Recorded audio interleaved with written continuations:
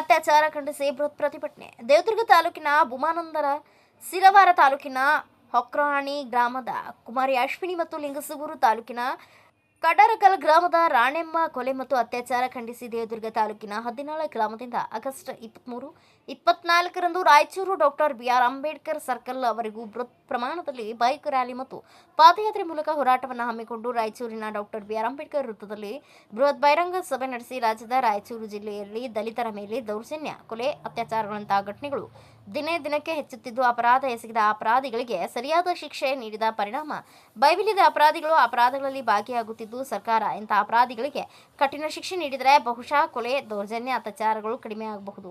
ಸರ್ಕಾರ ಎಚ್ಚೆತ್ತುಕೊಂಡು ರಾಯಚೂರು ಜಿಲ್ಲೆಯಲ್ಲಿ ನಡೆದ ಅತ್ಯಾಚಾರ, ಕೊಲೆ ಅಪರಾಧಿಗಳಿಗೆ ಕಠಿಣ ಶಿಕ್ಷೆ ನೀಡಬೇಕು ಎಂದು ಬಹಿರಂಗ ಸಭೆ ಮೂಲಕ ಒತ್ತಾಯಿಸಿ ಸನ್ಮಾನ್ಯ ಜಿಲ್ಲಾಧಿಕಾರಿಗಳಿಗೆ ಮತ್ತು ಎಸ್ಪಿ ಅವರಿಗೆ ಮನವಿ ಸಲ್ಲಿಸಿದರು. ಈ ಸಂದರ್ಭದಲ್ಲಿ ಮುಖಂಡರಾದ ಅಂಬಣ್ಣ ಅರೋಲಿಕರ್, ಆರ್ ಅಂಬ್ರೂಸ್, ಅಲ್ಲಮ ಪ್ರಭು ಪೂಜಾರ್, ಪ್ರಭುರಾಜ್ ಕೊಡ್ಲಿ, ಅಂಬರೀಶ್ ಗಿರಿಜಾಲಿ, ಅಶೋಕ್ ನಂಜಲದಿನ್ನಿ, ಚಿನ್ನಪ್ಪ ಹೆಡ್ಗಿಬಾಳ್, ಅಶೋಕ್ ಮೇಗಳಮನಿ, ಹನುಮಂತ ಹಂಪನಾಳ್ ಸೇರಿದಂತೆ ಅನೇಕ ದಲಿತ ಮುಖಂಡರು ಪ್ರತಿಭಟನೆಯಲ್ಲಿ ಭಾಗವಹಿಸಿದರು.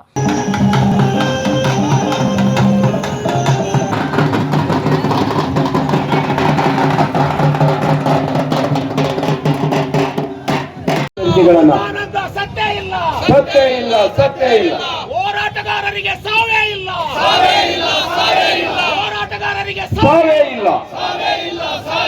ಹೋರಾಟಗಾರರಿಗೆ ಸಾವೇ ಇಲ್ಲ ಭೀಮರಾಯ ಕೇಳಿ ಆಕ್ರಮಣಿಗೆ ಬೇಡಿ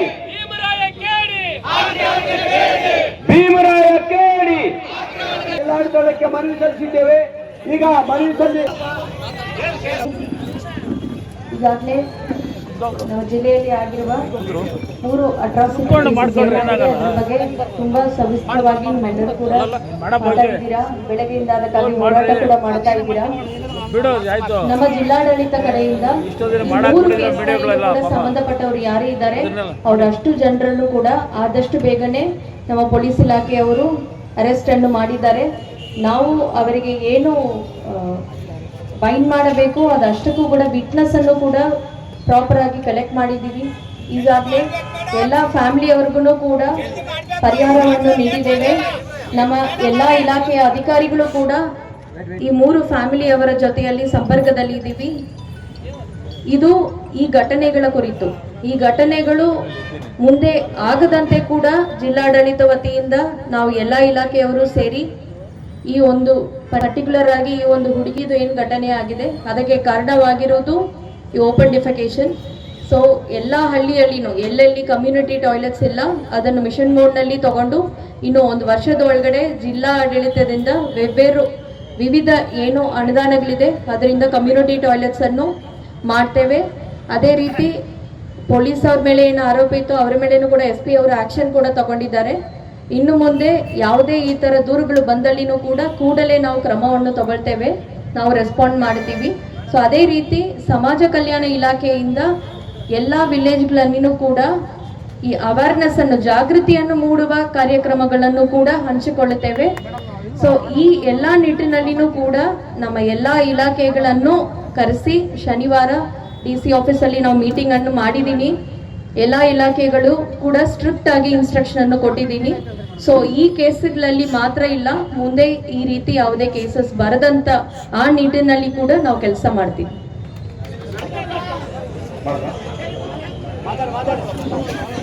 ಇದು ಏನು 3 ಘಟನೆ ನಡೆದಿದೆ. ಇದರಲ್ಲಿ 3 ಪ್ರಕರಣಗಳಾಗಿತ್ತು.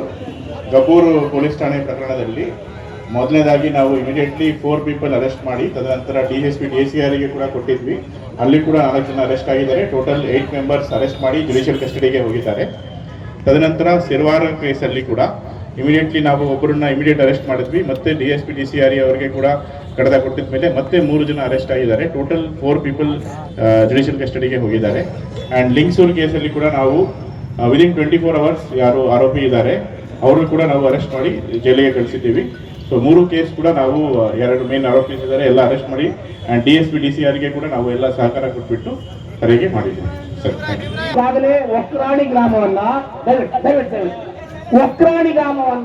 ಸರ್ಕಾರ, ರಾಜ್ಯ ಸರ್ಕಾರ ಬಹಿರ್ದೇಶ ಮುಕ್ತ ಗ್ರಾಮ ಅಂತ ಡಿಕ್ಲೇರ್ ಮಾಡಿದೆ.